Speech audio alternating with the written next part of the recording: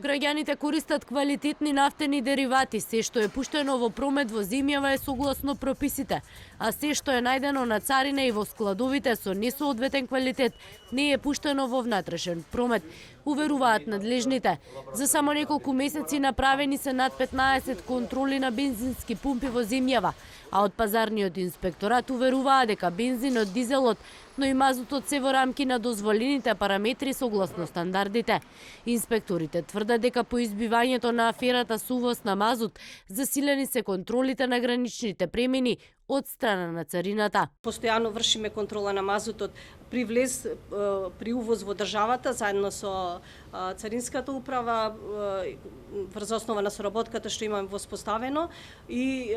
исто така во периодот кој што имаме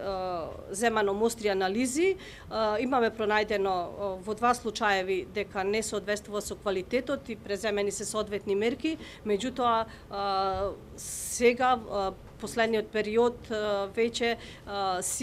сите анализи што ги земаме, сите мостри што ги земаме покажуваат дека мазутот е со соодветен квалитет. Од сега наместо за 3 дена квалитетот на течните горива во земјава ќе се проверува за само 2 часа. Министерот за економија Крешник Бектеши вели во промет ќе се пуштаат само горива со проверен квалитет. Со ова ќе обезбедуваме квалитет на течните горива во нашата држава, но истовремено на економските оператори ќе им се овозможи да не чекат во царина, а секако дека при вршење на контроли од Државен пазарен инспекторат да ги стават во промет ако квалитетот е согласно правилникот за